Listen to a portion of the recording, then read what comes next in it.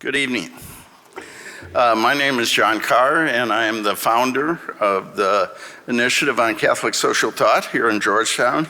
It's my honor to welcome you to Georgetown and beautiful Gaston Hall for this major public dialogue on what do we do now? Catholic responsibilities and opportunities after the election and the Synod. We're so pleased to have so many here tonight. Great turnout. You're all invited, those of you in Gaston Hall, to a dessert reception in beautiful Riggs Library in the President's Room. And we have more than 3,000 reservations for online. So to those of you, you are not going to be a part of the reception, but we're really glad you're a part of the conversation. This is the last major public gathering for our initiative in 2024. Under Kim Daniels' leadership, we have had quite a year of listening and learning, dialogue, and community. 24 gatherings, more than 50,000 people, 113 diverse participants. It's been quite a year for us, a good year. It's also been an interesting year for our nation. A few things have happened. We had a national election which lifted up the nation by its inspiring focus on the common good. Just kidding. A president abandoning his re-election campaign, leading to a vice president seeking the office of president, 2 attempted assassinations, and around the world, bloody conflict in Ukraine, Israel, Gaza, Lebanon, and parts of Africa. Pope Francis has been our Holy Father for almost a dozen years, and we're asking how do his priorities of encounter and mercy, respect for the dignity of all people in God's creation, migrants and poor families, help Catholics contribute to, in his words, a better kind of politics.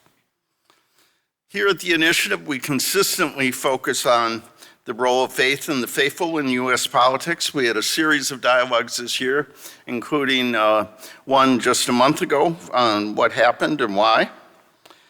So a lot has changed, but some things remain. No matter who is president, no matter who controls Congress, our mission remains. It's Jesus' mission, to bring good news to the poor, liberty to captives, new sight to the blind, and set the downtrodden free.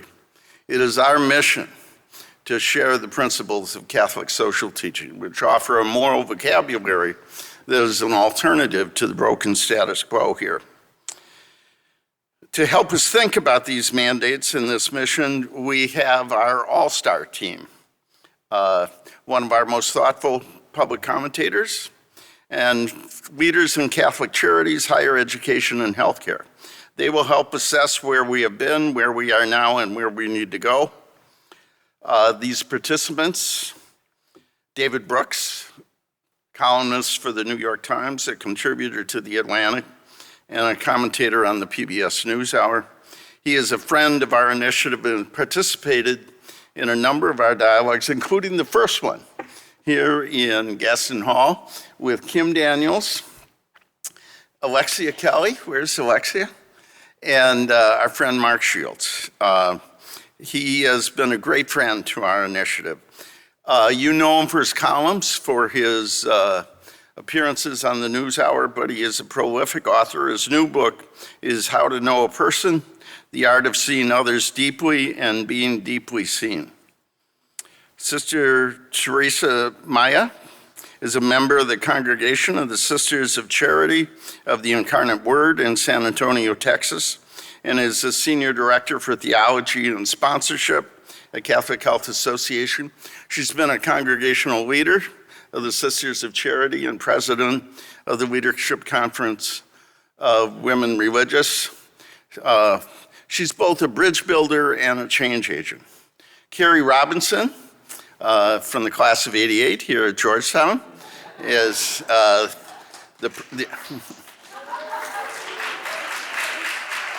The Alumni Association asked me to check whether your gift is in this year. Is the president and CEO of Catholic Charities USA, a network of Catholic charities agencies that provides help and hope to more than 50 million people around the country. She's the author of Imagining Abundance, Fundraising, Philanthropy, and a Spiritual Call to Service. She's been a leader of the Leadership Roundtable, the Raskov Foundation, and has been for many years someone who's taken women leaders from the United States to the Vatican to advise the church on how to empower and engage women leaders. How is that going, Carrie?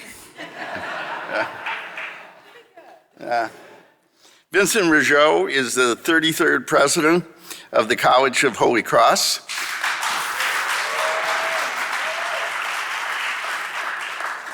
He is the first lay president, first black president. He previously served as dean of Boston College Law School and the inaugural director of the new Boston College Forum on Racial Justice in America. Prior to his role at Boston College, he was a professor of law at Notre Dame. He is the author of Christians in the American Empire, Faith and Citizenship in the New World Order. Kim Daniels is the director of our initiative, doing an absolutely superb job. She's a member of the Vatican Dicastery for Communication, and she was an expert at the recent Synod in October. Kim, I turn this over to you and four outstanding leaders to ask, what do we do now after the election and the Synod? After an hour, we expect you to give us all the answers.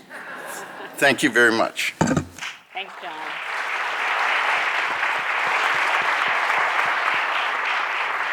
Well, I want to first thank John. I couldn't be prouder to be following in his footsteps as director of the initiative. It's been 11 years since John founded the initiative here at Georgetown.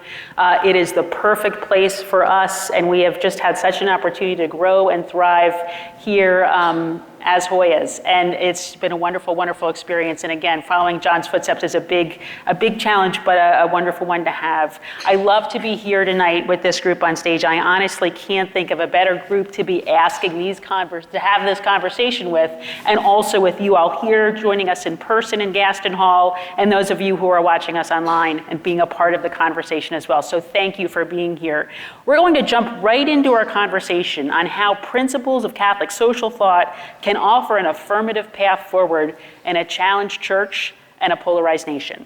And so I'd like to start by asking everybody one question, and we'll just go around the horn here. And I'm going to start with you, David. So after this election in our divided nation, after the Synod in our challenged church, this global listening session that we've just concluded a big set part of, what principle of Catholic social teaching do you think needs the most emphasis? What should be our priority now? I'll give you one obvious one and one less obvious one. The obvious one is the concept of made in the image of God, that in a divided time, it's just useful that every single person who you may hate was made in the image of God. I was in Waco, Texas several years ago, and I was having lunch with a 93-year-old former school teacher named LaRue Dorsey, and she presented herself to me as a big, formidable drill sergeant kind of tough teacher. And we're sitting there, and I'm a little intimidated by her.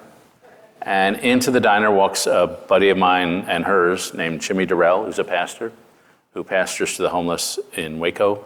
And he comes over, sees us across the diner, comes up, grabs Mrs. Dorsey by the shoulders, and shakes her way harder than you should ever shake a 93-year-old. And he says to her, Mrs. Dorsey, you're the best, I love you. And that tough drill sergeant lady I'd been talking to turns into a bright, eye-shining 9-year-old girl. And it's the quality of his gaze. And so he saw someone with a soul of infinite value and dignity. He saw someone made in the image of God. He saw someone so important that Jesus was willing to die for that person. And whatever your faith tradition, seeing each person you meet with that level of reverence and respect is the precondition for respecting them. The less obvious one, I would point to the word acedia, which, as many of you know, a Middle Ages concept of spiritual listlessness. And we should be aware when we are feeling spiritually listless. And we should be aware what the opposite is. And the opposite is leisure. Now, in our day, the word leisure means having fun. But in the Middle Ages, that's not what it meant. Because in our day, we have a work-obsessed society, and so we think work is one thing and leisure is the opposite of work. That's not how they saw it in the Middle Ages. Work was one thing, which was utilitarian and contractual. The opposite of work was amusement, which is pleasure. But the opposite of acedia was leisure. The word leisure in Greek is schola. Our schools are named after leisure because leisure is the central occupation of life. And leisure is work you do with an intrinsic loving motivation. Leisure is an attitude of the soul. It's not an activity. It's when you do something out of the depths of your soul, whether it's learning, whether it's serving the poor. It's anything that's done out of the depths of who you are as a person. And I think a lot of people are drifting through life, suffering acedia without knowing it, because they don't have a sense to put leisure at the center of their life and not work. Thank you so much. Thinking about what drives us at the depths of our soul and what we can do to bring that to our lives, to our public and personal lives. Sister Terry, what do you think of when you think of our priorities now as Catholics? What kind of Catholic social teaching principles we should be really focused on? What comes to mind? Well, I didn't bring my dictionary like David did. But you know, the first thought that came to mind is, well, first, let's be Catholic. Let's really be Catholic. Let's wonder what our faith teaches. Let's be curious about the whole of it and lean into it meaningfully, not just, sometimes, not just on Sunday, but the whole of the week. Second, I think for sure, we have to go back to Jesus. And however basic that sounds, is go back to really hearing the words, but also seeing the deeds, like where he walked, who he talked to, how he touched, forgave, healed. There's a lot of actions in the nonverbal language of Jesus. And I think it's time to really go back and contemplate that and remember who we are. And as I was thinking of a principle of Catholic social teaching, I think we need them all, but okay, my sisters could never just pick one. So we'll say, but for sure it's that whole thing with human dignity. And I come to it from a year that has been very meaningful for me. Dad died a little more than a year ago, and my mom became a widow. And now Scripture means so much more when it says take care of the widow. And I've seen the people in our parish, no matter who they voted for, or what theology, or what gospel they like, come close and wrap around her and bring food and take her to the doctor and worry when she's alone. And even some of them walk the dog. But that idea of a community coming around a person. So you cannot have human dignity without community. We are human in relationship, and we're human when we care for one another. So I think let's be Catholic and truly care for one another. Thank you. That's beautiful. And I think that my most powerful experience of our shared faith is when you feel that community wrapping around you. I just think that's wonderful. Thank you.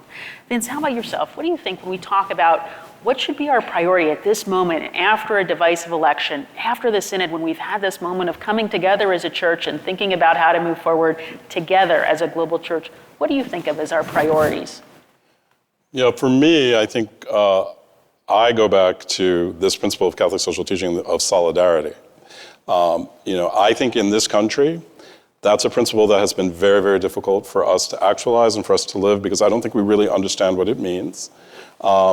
And what I'll couple with solidarity is the common good. And something that you see in the documents of Catholic social teaching is the common good is not the sum of our individual goods. That is not the common good. That's just a collection of individual goods. And I want to say that now because I think it has a lot to say about where we are in our politics. The common good comes out of a recognition that when we act together with some interest in the good of others, something new emerges, something better comes out of it, and something that really binds and creates a meaningful understanding of community. And the way that we live in a highly individualistic society in this country, I think has blinded us to the beauty and the reality and the need for stepping away from our personal needs to think about the needs of others and our needs in common. And that might require sacrifice from time to time, but it certainly isn't working the way we think about it now. So Catholic social teaching has something very profound to tell us through the concept of solidarity. And actually the Synod, in relationship to that, is doing something very profound as well by elevating voices on the margins to help us understand what is needed, letting people speak who don't normally speak, bringing those voices into the center, and then making decisions that actually is taking seriously what those people have to say. That's how you get to solidarity. That's how you understand the common good, because if the hierarchical voices are always speaking from their positionality, from their places at the top, you're not really understanding what the community needs. So I think if we as Catholics could do a better job of trying to live out the principle of solidarity and thinking more profoundly about the common good and what the Synod is trying to teach us, we might be able to do something very profound for our own society. What a contribution we could make to American public life, right? If that became, that we thought of that as being at the center for sure. Carrie, how about you? When you think about our beautiful tradition of Catholic social teaching, what comes to mind right now in this moment as a priority for you in your role at the head of Catholic Charities? Well, my entire life, I have been told one thing, and that is that Catholic social teaching is the church's best kept secret. I'm so grateful to John Carr for founding this initiative and for you to lead it, because you are amplifying all 7 principles of Catholic social teaching. Like the sisters, I want to claim all of them as equally important. Those who are watching online, if you have not been immersed in Catholic social teaching, I almost envy you, because you have such a roadmap ahead of you for how we ought to treat each other and our common home.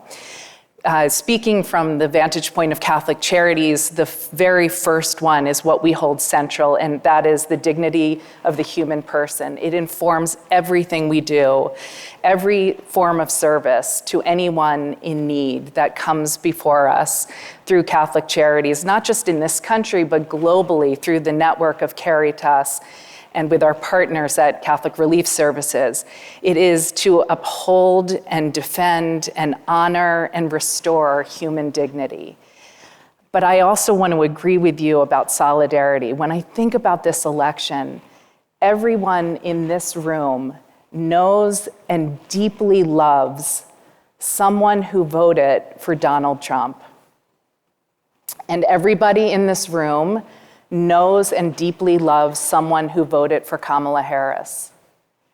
And in both cases, those voters cast their vote thinking that this was the best thing for them, for their families, for the country.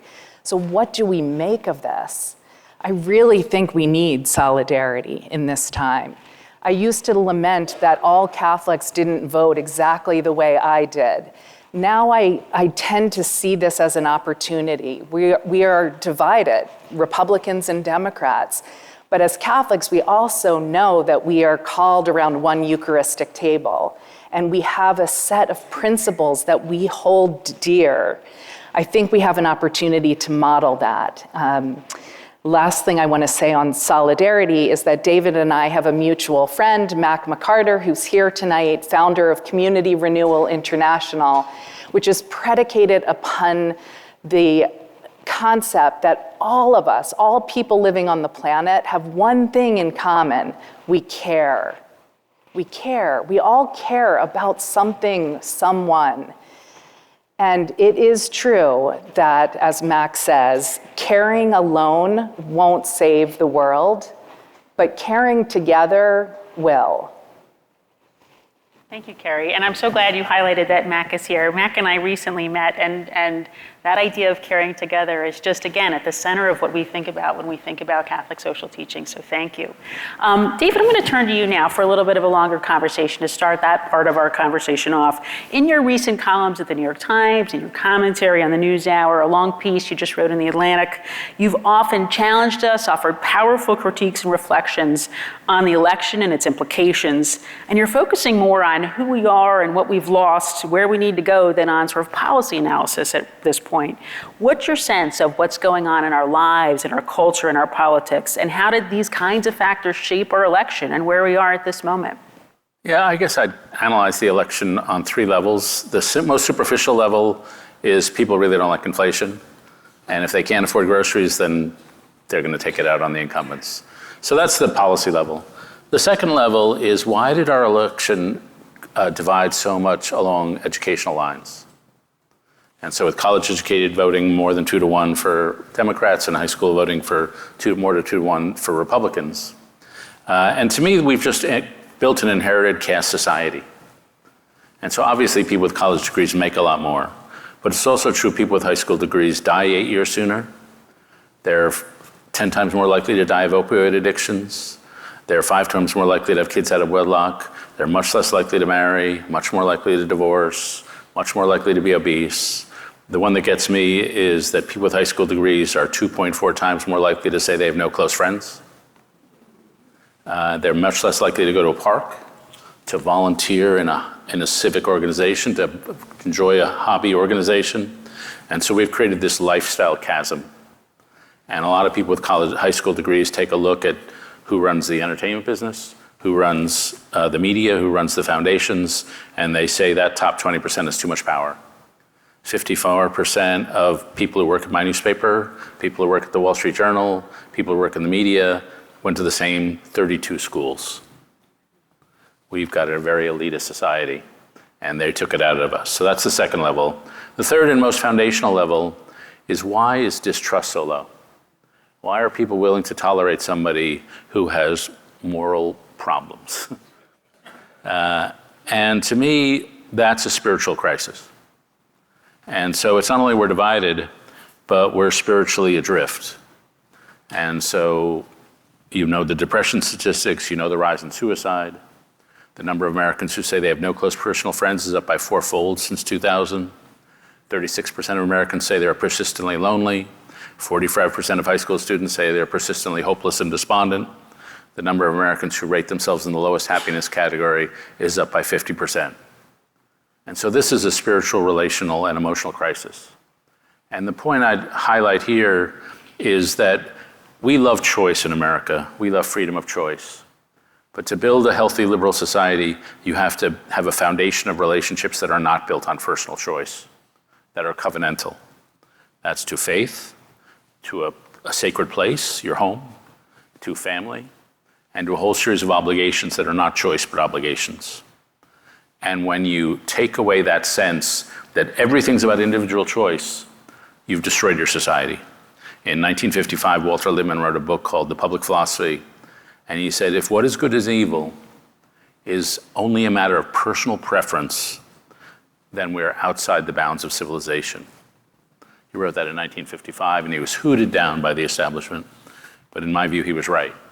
And that sense that we have a sacred moral order that we share in common, as Vince was saying, that sense, I think, is gone, and we've privatized morality. And of course, if you privatize morality, you're privatizing pretty much everything else. You know, you mentioned trust, and I want to get back. I hope we get back to that at some point, because in the Catholic Church we have a problem with the loss of credibility and trust too, and I think that's an important part of this conversation. But right now, I want to kind of pick up on what you talked about. You know, I was here with you one time when you said Catholic social teaching is all we got. You are a champion of it as a kind of a moral architecture and a common language that we share around these principles that bring us together. I wonder if you can talk a little bit about how faith, how principles of Catholic social teaching offer alternatives to the broken status quo we have, paths to a better future, and ways that people of faith can build on these to contribute to the common good. I've never been a Catholic in my life, though, thank God. No, I'm kidding. And believe me, in 5 years, my wife will drag me over. But I've always just been so inspired by it. And I had a friend who died recently named Mike Gerson, who was President Bush's speechwriter and helped found the PEPFAR program, which helped save 25 million lives in Africa. And he was a Protestant, went to Wheaton College. But his whole world philosophy, as he would tell you if he were still alive, was based on Catholic social teaching. There's just something there's no philosophy in our public life that's so rigorous and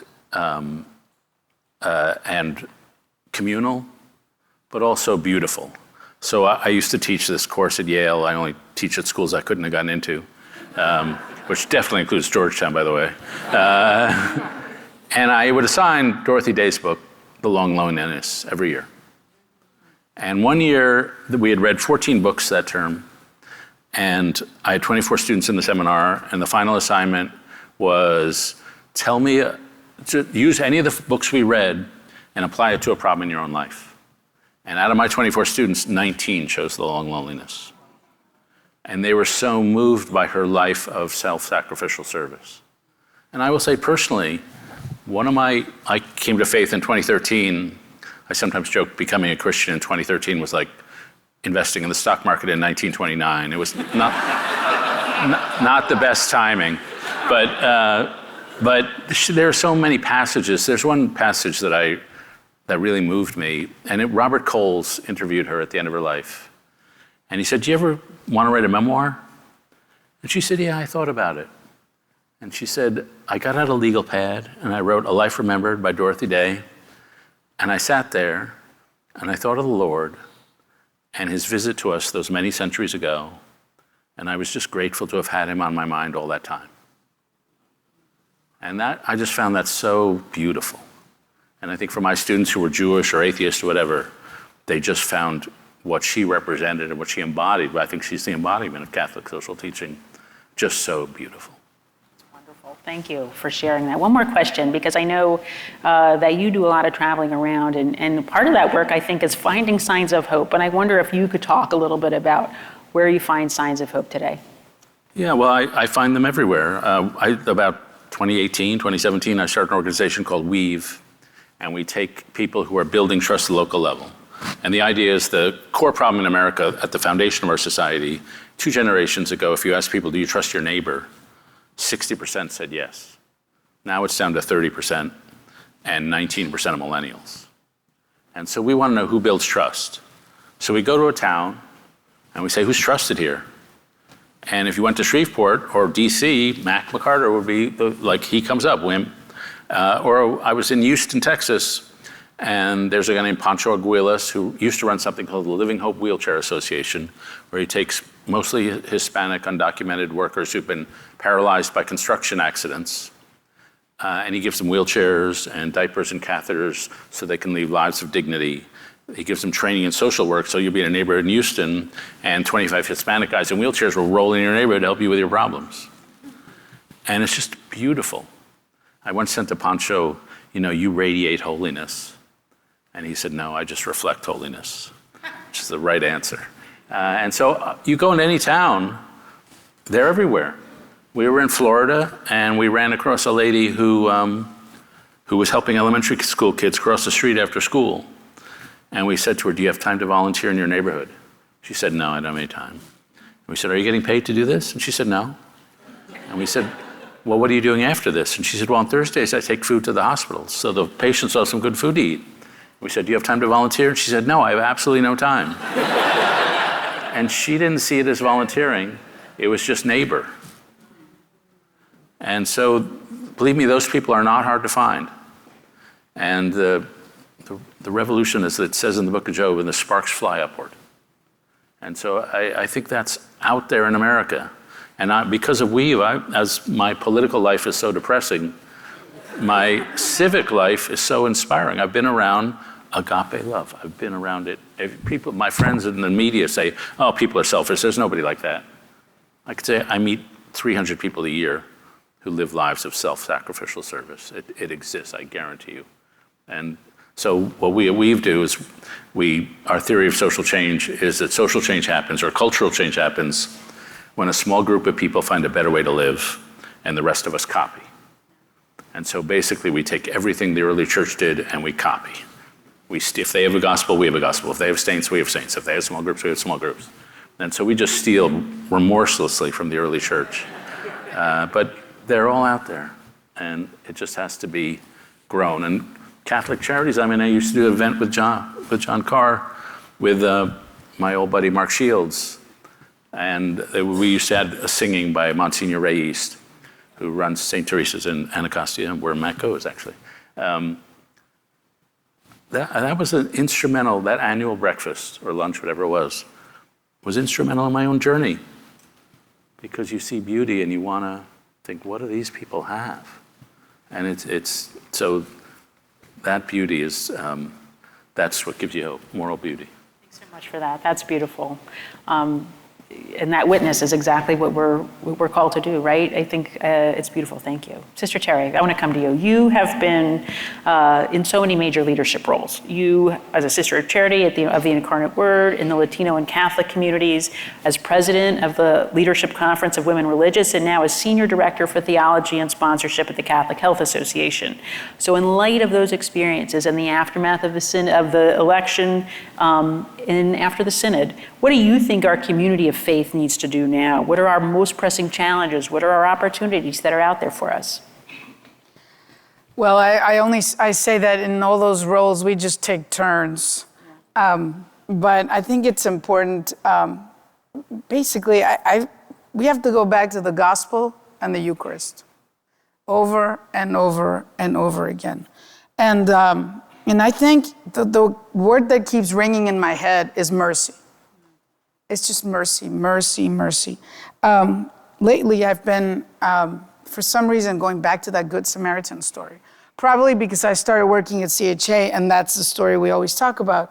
But that challenge that Jesus makes, who's your neighbor? And he tells a story. And the neighbor is the one that shows mercy. And I think at the end, it's about how we're living and witnessing to that life. And my inspiration comes from my own sisters. We have in San Antonio something called the Interfaith Welcome Coalition. For many years, small groups from different faith traditions have been getting together to figure out how to welcome and collaborate with Catholic charities. And then one of the sisters I live with was a hardcore volunteer at the bus station. One of the abuelitas, the old ladies. And a lot of the Border Patrol agents would come and they would tell the migrants, ask the abuelitas. They will help you. So there was a kind of like a humanity to that whole process. So I lately, of course, the sister of mine, and I know she's watching us, said, I can't keep going to the bus station, I'm getting too old. So you need to go to Home Depot with me and we need to buy a dolly. I was like, what? Okay, we'll go to Home Depot. And then she bought the biggest dolly, which I didn't know why. But that's because she wanted to go to the food bank, get sandwiches, use her dolly, bring them to the bus station so people could have something to eat. Sometimes some of these families haven't had a meal in 3 days, 2 days, and they have children. It's those works of mercy that make a difference.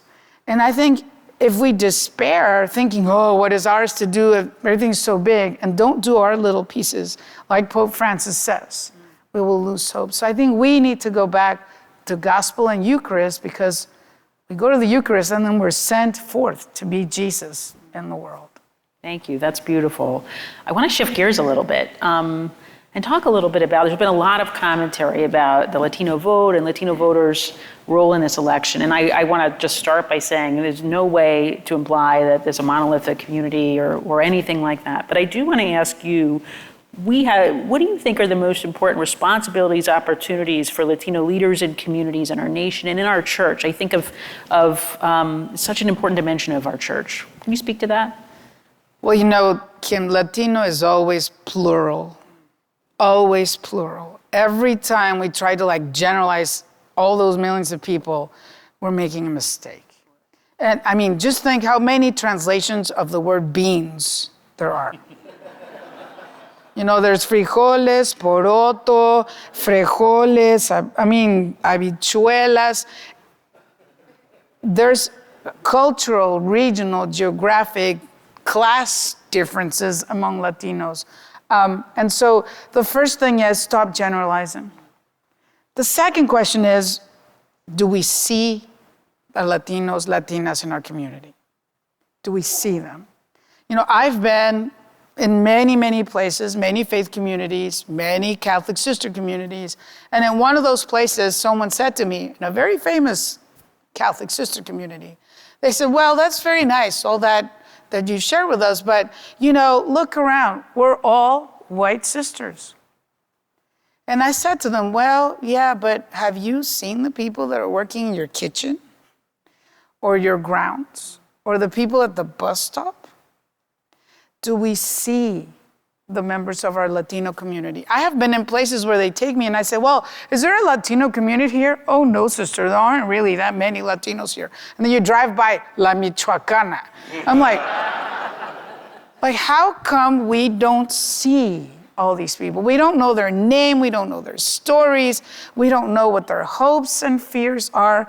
And so I think the first thing is we just need to cross over and ask, what is your name? One of the best stories about Pope Francis I ever heard is that people in the Vatican were shocked that he would ask them for their name. How simple is that? What's your story? Do you speak Spanish? Do we see them? Recently, I was at an event with our sisters, and one of the caregivers for the sisters was upset with me because she said, sister, you didn't see me. And I realized it was true. How many times we just passed this community over? I thought of that movie, A Day Without Mexicans. And really, what would happen?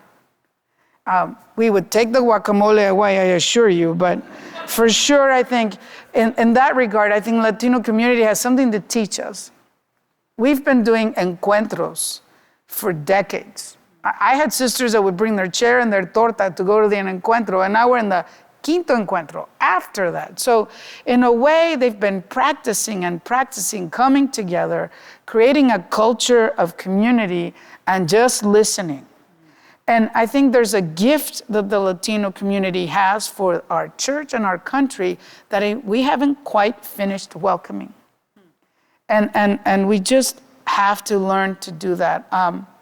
Anyway, and I could go on, but I think that's good. I think it's a great lead into my next question, which is, again, we've talked a lot about signs of hope and wonderful stories, but I think we have to talk about what happened in this last campaign, right? And that's the demonization of immigrants. That's the promise that President Trump made to carry out a massive deportation program beginning on the first day of his administration. I'd love you to talk a little bit about what the real life consequences of this would be and how we should respond based on our faith in Catholic social teaching. Kim, I am a migrant religious. And like many priests and Catholic sisters in the United States, I went through that whole process of coming and the R1 and this and the other. And I think very importantly, first of all, we have to remember we are a church of immigrants, for immigrants, with immigrants. We need to stand with them. I go to Mass in Spanish with my mother. And this is probably because I learned to pray with my grandmother, abuela, and I feel that English prayers don't count. But let's start there. Let's start with language. Can we be a church that speaks many languages? Can we be a church where we can pray in the language we were raised to pray in? And sing and hear the gospel preached in that language? Can we be a universal church? I wonder, because sometimes I hear complaints. Well, that priest is from Nigeria, you can't really understand him. I wonder what his first language is. I'm like, English? Why is it so hard to listen to English with an accent? And what is that saying about us and our kind of separation? And in this parish, there's all kinds of people there. There's families that are third, fourth, fifth generation, proud Tejanos. There's families that are maybe in the second generation. There's people that are there with work visas and green cards. And there's also a lot of people who are undocumented and will never tell you. It is a painful thing for them. families that have some children that were born here, children that came that weren't, children that are DACA students, and they're ashamed of that reality. And I pray every Sunday that if something ever happens to that community, the rest of us will really stand up. Because that's when we're going to know what our moral fiber is all about. And so I think of that beautiful parish community. I think of those parishes, communities everywhere in our country. It's time to be who we say we are. It's time to really respect what the gospel, what the Bible says about welcoming the stranger. And I don't say condone things. I don't say open up everything. But they're here. They've woven a life here. They work for us. They work next to us. They're caregivers in our communities. They are the backbone of so much of our industry. Let's make a pathway for them to feel truly that they can contribute even more to who we are. And I think that's going to be the first test of our Catholic community. And we have to stand together. I just can't imagine what else I would say to those families. Think of all the DACA students. There's just, it's so complex, but at the same time, they all should have a name. Wonderful. I think that's important to remember. A test of our Catholic community is coming our way, right? We are a church of immigrants here in the United States. And how do we respond as this comes our way? Thank you for that, Sister Terry. Carrie, I'm going to turn to you. Catholic Charities is the gospel at work, and your work is so important. You bring Catholic social teaching into action across our nation, in urban neighborhoods, in rural neighborhoods, at the border. Catholic Charity feeds the hungry, it shelters the homeless, it welcomes the stranger, offers help to those struggling with poverty, facing difficult pregnancies, addiction, mental illness. There were almost no discussions of these issues of poverty and how to serve those in need in the election, in the campaign. And your work with migrants has also just been attacked by particular states and public officials. So what are some of the specific lessons that you're learning at Catholic Charities, those you work with are learning about threats to human dignity, about how to make it a priority for the poor, for the kids, and how to practice solidarity? I think there are so many threats to human dignity right now. I mean, just think of poverty, unemployment, underemployment, addiction, the anxieties that families are feeling right now about the possibility of being separated, about being deported. Young new mothers needing extra care to handle a newborn and all that comes with it. Elderly living in isolation, veterans who are looking for a new job opportunity. There's almost nothing in this country that doesn't profoundly affect a human being that then doesn't end up at Catholic Charities. And I do think that I have the best job in the entire world because I get to visit 168 local Catholic charities across the United States and meet the 46,000 full-time employees and 115,000 or 215,000 volunteers who are living the gospel. I mean, they are refusing to look away in the face of human suffering. Like their faith compels them to bear witness to that human suffering. They know the name of the person that is coming before them.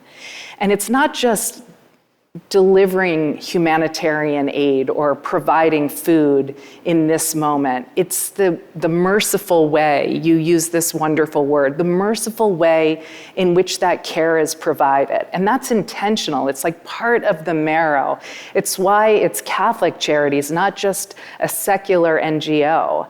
And that is an aperture for deep listening and listening to the story of the person before us and understanding what else might be provided in terms of service and aid to lift that person out of poverty, to console that person, to remind that person and that person's family that they are not alone, that for as long as the Catholic Church exists, the Catholic Church will be there for them when they are experiencing their very, very worst days.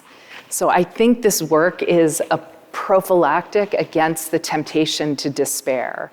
We've spent a lot of time since the election, before the election, kind of lamenting how bad things seem. But I see joy in this service. It is concrete, it is real, and it happens in every one of our neighborhoods. And I give thanks for that. For that. I want to talk a little bit more about, I'm going to build on something you said. You know, we've already talked about deportations here. We've talked about what might be coming in the next administration. So cuts to food stamps and Medicaid, reduced tax credits for families, other policy proposals that'll affect the poor and vulnerable. I wonder how Catholic Charities and the Catholic community more generally will be standing in solidarity, can stand in solidarity with the least of these, with those lying wounded by the roadside, in terms of acting and advocating for policies, legislative policies, priorities among those who are part of our government. How can we advocate? So I also work with 67 full-time colleagues at the national office who are people of uncommon intelligence, skill, dedication, care, and experience. And our government relations team is particularly exceptional. I think this is a moment, as I've heard my friend John Carr say for many years, I think this is a moment to bring all Catholics in this country together across political and theological spectrums around the child tax credit. That is such an easy victory for us, lifting millions of children out of poverty. That is something that we are prepared to take a huge positive position on and invite all Catholics of goodwill to join us. Well, it just leads to my last question, right? And this seems like maybe an example. How do we move? We are a Catholic church, if we look at how the votes went, very divided in this country.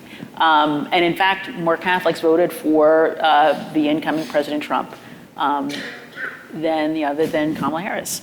When we try to get past that division, when we try to move past ideology and partisanship and division, how can we advocate together? You've talked about the child tax credit.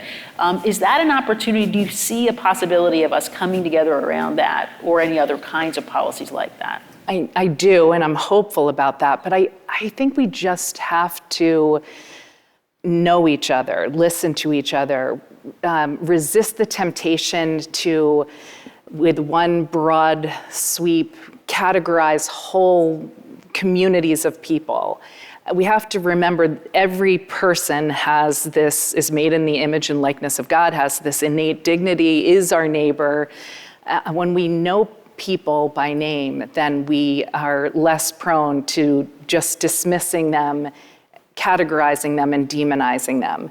I really worry about this, what I think is a nefarious effort to divide us. So we hear about polarization, we hear about divisions, we feel it often, but I don't believe we are as divided as we are being led to believe.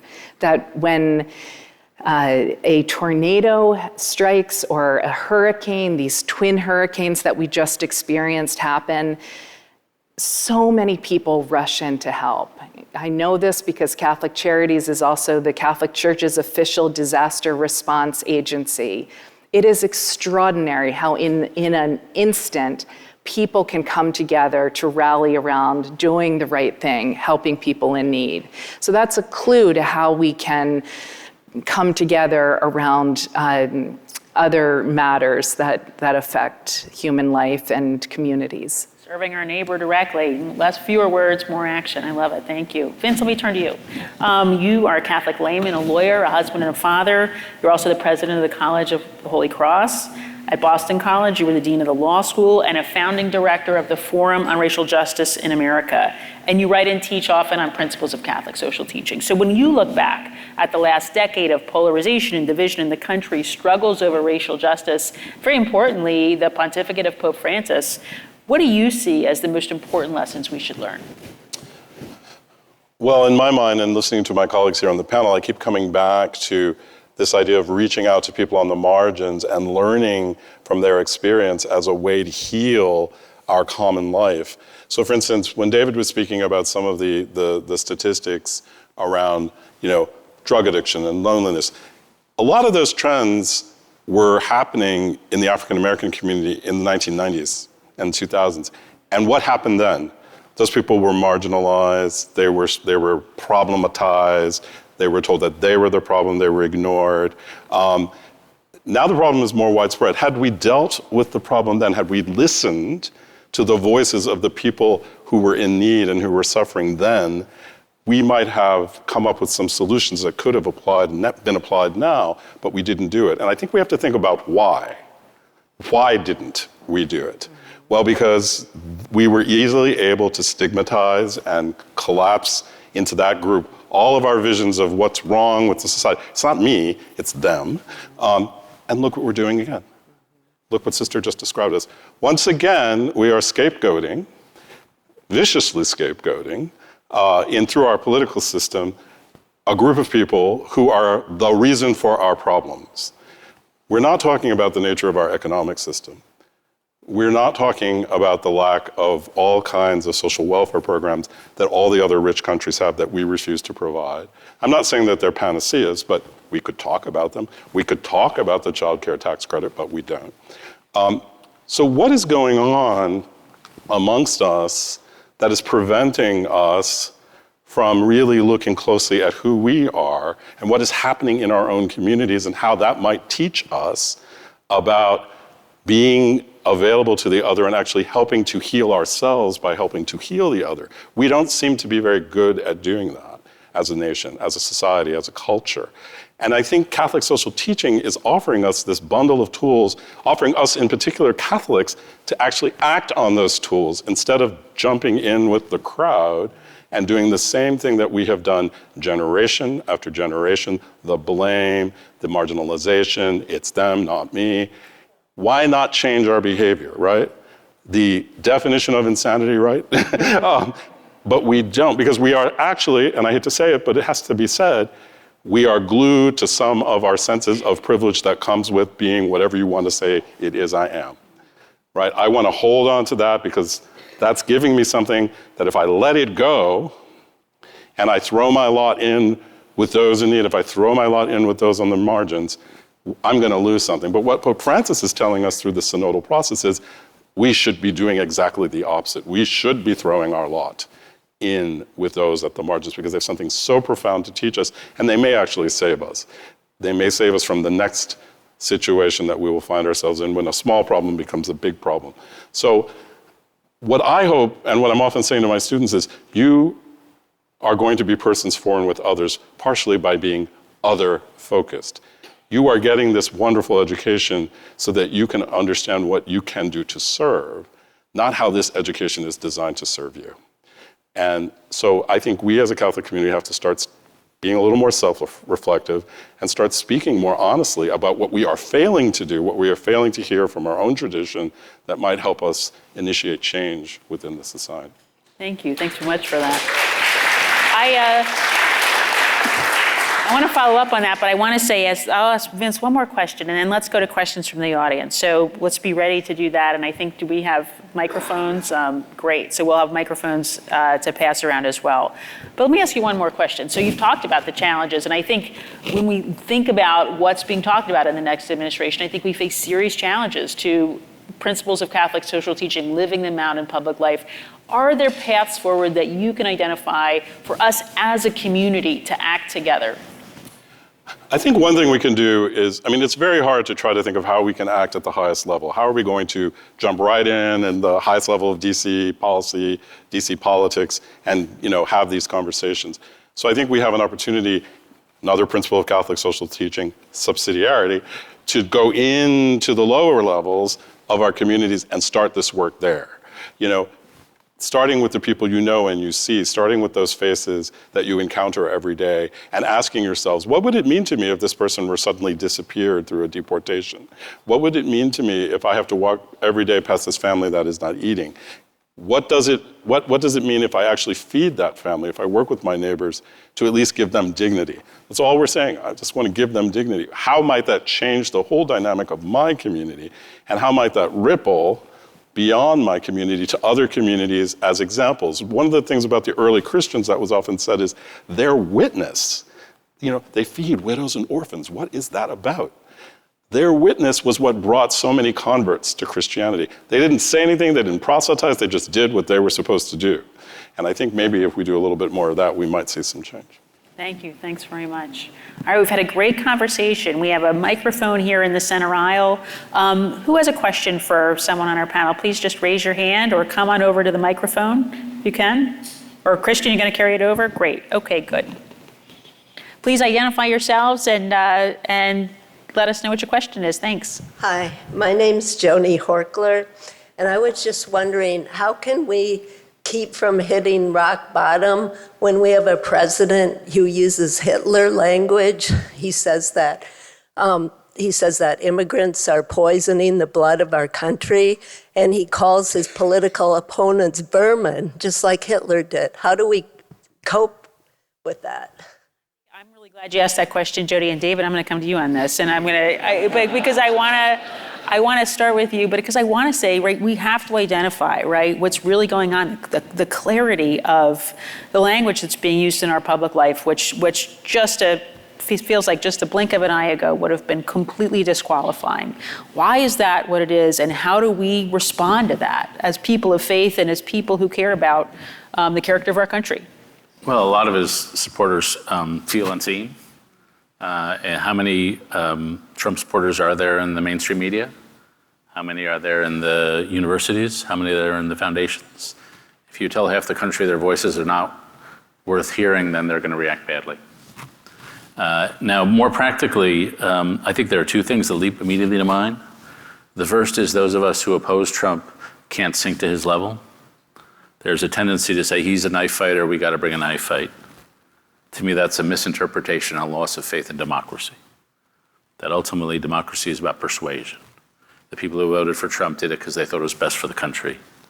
And ultimately, you have to have faith that if you show that your way is best for the country, then ultimately the voters will reward you. That's, if you believe in democracy, you sort of have to believe that. The second thing I'd say, to go back to what you said, I do think the fight over deportation is the crucial fight over the next several months. And Donald Trump believes what he believes, and he says what he says, but he also likes to be popular. And in my view, if he starts deporting families who've been in this country for decades, and America rises up, or some majority of America rises up, he will see his popularity fall, and he will say, maybe that wasn't a good idea. And so I think it's the whole, in issue after issue, the struggle with the Trump administration is between the stated ideology and the vanity of the president. And that's true in China, it's true in Iran, it's true in domestic policy. And we have to make the incentives surrounding his popularity to be more biting on some of his policies. So another opportunity for witness for the Catholic community in particular here on this issue. Other questions? I see one back here.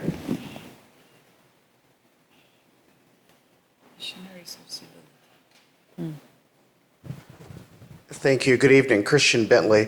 My question is for the whole panel.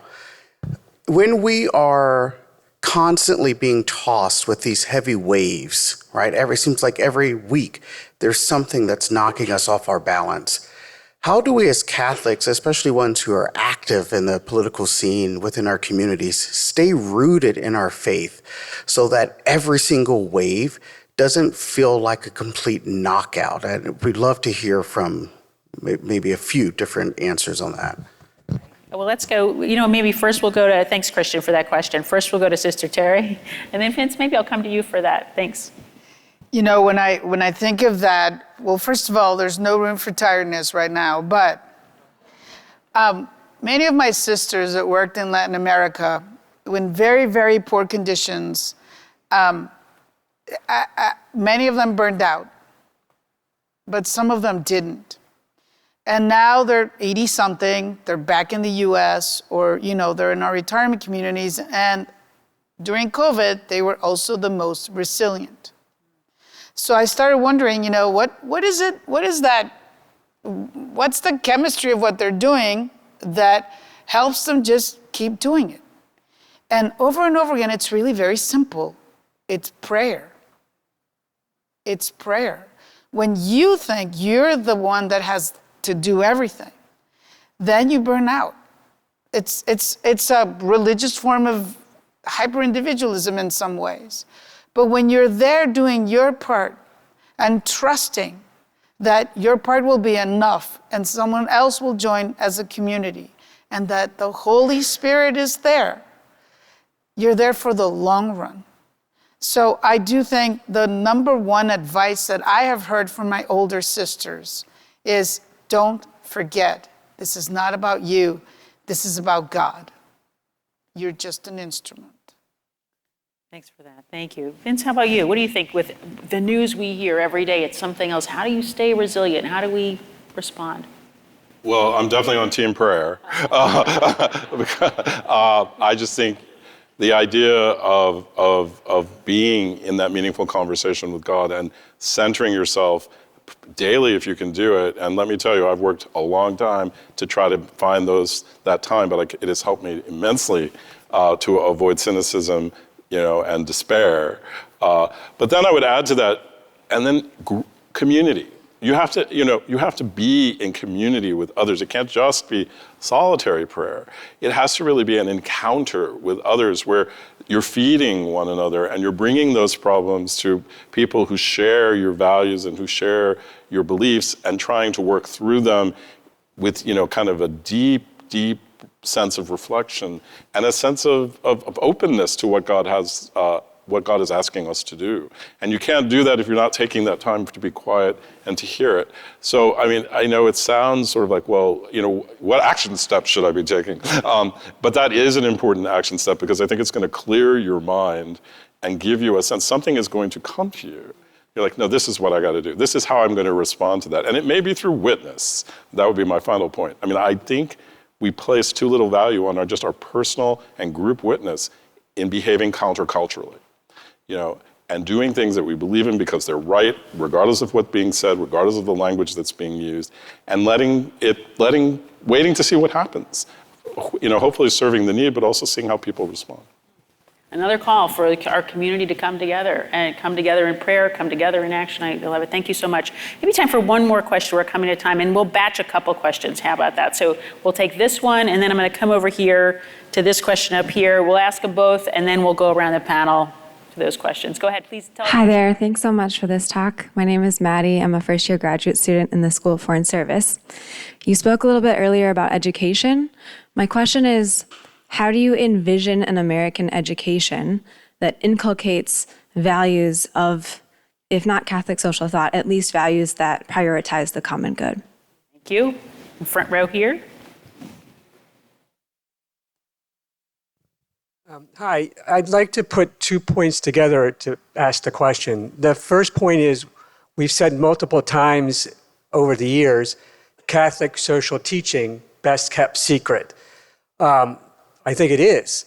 It's a secret to some degree in the sense of making it well known throughout the world to some degree. I argue even, think about Pope Francis Laudato Si, right? I saw a survey that 70% of Catholics think that climate change is a huge deal. Only 30% were aware of Laudato Si. So that sense of awareness of this best kept secret, I think is true, and working on that. And I would pair that with Mr. Brooks's idea about who's voting for Mr. Trump, and that would be the non-educated, the ones who don't have the college degree. Quite honestly, I think, this is beautiful, this is only my third time I've had any connection to it, but it's part of Georgetown University. It's part of a high-level education system. I think it adds to that idea that who might be aware of the Catholic social teaching, those of us who got the high level education, who've gone to the Jesuit schools, who've had those opportunities that maybe the high school person hasn't. How do we take this well-kept secret and bring it to that 70% who aren't necessarily aware that this is critical to what it means to be Catholic, Thank you. outside of normal means? So this is a great way to wrap it up, both of these questions. Thank you very much. And I think what we'll do, because we're past our time, is I'm going to start with, we have a question about education and how we bring this to education. Maybe we'll come to you for that, Vince. We're talking about Catholic social teaching as a best-kept secret, and especially in light of the fact that we're talking about it here in a university context. How do we get it outside of this kind of a context as well? Maybe, Carrie, we'll start with you, and then come over to you all to just wrap it up. Your final reflections on what we've said, David and Sister Therese. So let's start with you, Vince, and then Carrie. Well, I think I'd say two things on that. So for those of us who are actually in Catholic institutions, Jesuit institutions, I think we have a real obligation to make sure that Catholic social teaching has a prominence of place in our academic work, in the life of the colleges and universities that we run. And I think, the Jesuit institutions that I can speak to are trying really hard to do that. Because remember, we don't just educate Catholics either. So we're actually getting Catholic social teaching out and living it out to a much broader community. So that's one thing I think we can do well. Now, on education, we have to remember, it was not always the case that people without college degrees didn't get education. It used to be that unions provided opportunities for people to come to lectures. It used to be that, friendly societies and other societies, they gave people opportunities to get learning that was available in their communities, or, to have if they had an interest, to engage. So maybe we need to do more, those of us who have educations, those of us who have access to this information, to get it out to people in different kinds of settings, because we clearly know it can be done, it has been done, so maybe we need to think about how we can do more of that. Thank you. Carrie, how about you? And I studied Catholic social teaching. I was taught by a religious Sister of Mercy, Sister Margaret Farley, and was captivated by it intellectually. I think it is absolutely critically important for part of a Catholic's education. But I think we've got to bring it down, to your point, to the concrete lived realities of our lives. And the best way I can think to do that is to encounter and accompany people other than yourself, particularly somebody in some kind of need. That encounter, befriending a person, changes your whole life. All 215,000 volunteers at Catholic Charities tell me the same thing. They receive far more than they could ever give. There's something really beautiful about that human connection, where you know the person's name, where you are honoring human dignity. That is the first principle of Catholic social teaching. So we have to figure out ways. I feel like we're on the cusp of solving so many of the world's challenges. We have an epidemic of isolation and loneliness in our country. I mean, that is so heartbreaking to me. And we have all of this need, all of these people walking around with physical hunger and a hunger in their soul. And we should be figuring out ways to make the match and create the conditions of encounter. Just that activity will be teaching in a practical way the tenets of Catholic social teaching. And I think we'll all be better off for it. Thanks for that, Carrie. Sister Terry, so when we talk about how we want to wrap up our conversation today, either reflecting on what you've heard here or what people here might take away from what we've talked about, one thing you want to leave us with? Well, I think I keep wondering, why did Pope Francis say this was the Jubilee year of hope? And he's going to open the door in a couple of days, and we're all going to be invited to become pilgrims of hope. And how do we move together? Because I think you can only hope meaningfully in community. Hope is the gift of communion. It's the gift of encuentro, of relationships, of broadening the net of connection. So I think our first task is to really nurture and care for community, for a culture of encuentro, of encounter. And I think as Catholics and Catholic institutions, we have a huge footprint to begin with. I mean, sure, we want to save the whole world. My sisters do, for sure. But we could start with our parishes, our Catholic schools, our Catholic universities, our Catholic hospitals, and we need to be intentional about it. It doesn't just happen because we hang things on the wall or we hand out a brochure at orientation. We need intentional and ongoing formation. And we need to provide it for everyone that comes through our doors. And so whenever they walk in, they need to breathe that welcoming, that hospitality, that sense of belonging, that sense of meaning making, and then it'll start going other places. So I think trust the community and let's go be pilgrims of hope. Thank you so much, Pilgrims of Hope. That's what we're called to be. David, end our conversation for us. When you hear what we've talked about tonight, what do you want people to take away from this conversation? Yeah, I'm known at the Times as the stupid, naive, irrational optimist. And so let me give you a little dose of that. In COVID, I read a book by a guy named Samuel Huntington, a great political scientist, named The Politics of Disharmony. He wrote it in 1981. And he said, I look at over American history, and it seems like every 60 years or so, we go through a moral convulsion. People get disgusted with established power. They want the structures to be burned down. Marginalized groups demand to be included. A passionate young generation comes on the scene. He said this happened in the 1770s with the revolutionary generation, happened in the 1830s with Andrew Jackson's populism, happened in the 1890s with Jane Addams and during the Industrial Revolution, happened in the 1960s. And he says in 1981, I don't know if I believe in this 60-year cycle, but if it does, sometimes around 2020, we'll go through a moral convulsion. I was reading that in 2020, I thought, very good call, Mr. Huntington. And so the good news is we come out of them. We have a culture that works for a little while, and then it stops working. We have to chop it up. And those periods of chopping it up are brutal. We have lived through, since the late 60s, a period of hyper-individualism. And we've kind of overdone it. And there's this thing called the narcissism test where they ask people statements like, do you agree with this statement? I find it easy to manipulate people because I'm so extraordinary.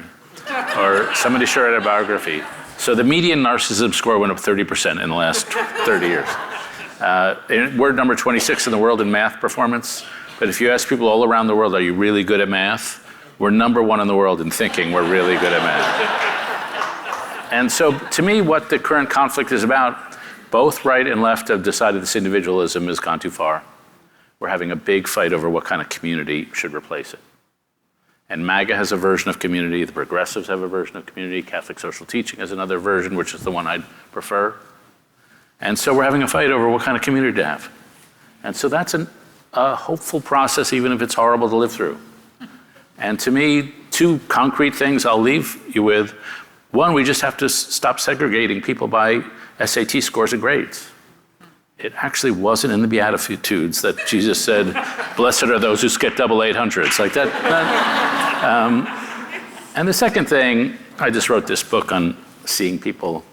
And I was doing a panel, and this is more concrete, with a buddy of mine who's a social psychologist named Nick Epley. And we were talking about my book.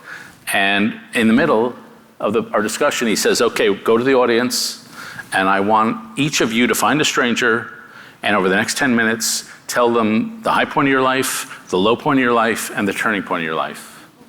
Huge groan over the audience.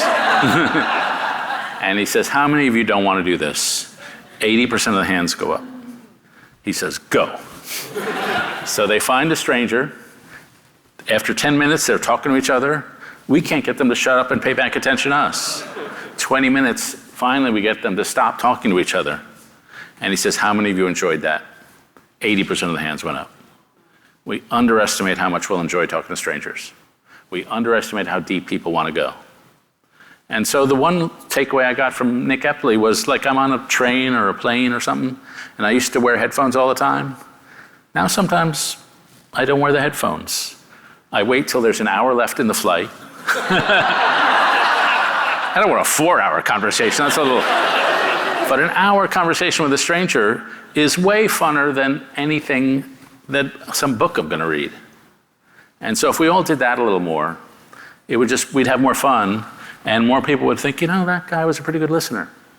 And people would feel a little dose of social trust. What a great place to end, right? What can we do as individuals? What can we do as a community to respond to this particular moment we're in? And I return to something again you said a long time ago right here on this stage, which is that Catholic social teaching is all we got, right? We bring these principles of community and solidarity and justice to our American context, and that's what we're called to do. So thank you all for being a part of this. We've had a terrific semester here at the Initiative, and I just want to say we've had so many important and substantive gatherings in our public dialogues, in our Salt and Light programs for young people, and our Latino Leaders Initiative as well. I hope you can visit our website to see recordings of these conversations, and we'll have much more coming in 2025, so please stay tuned for that. You can see follow-up resources, specific resources at our site to this particular conversation, and thanks, of course, to my colleagues John Carr, Kimberly Mazik, Anna Gordon, and Christian Sunin for everything they did to pull this conversation together. I want to thank all of you for being here, both in person and online, for our final dialogue of 2024. And if you're here with us in person, please join us for a dessert reception in Riggs Library, historic Riggs Library, to continue the conversation. And once again, please join me in thanking Kerry Robinson, Vincent Rougeau, Sister Teresa Maya, and David Brooks. Thanks so much. Great night. Thank you. Really, really appreciate it. Thank you. It's wonderful, Terry. Thanks so much.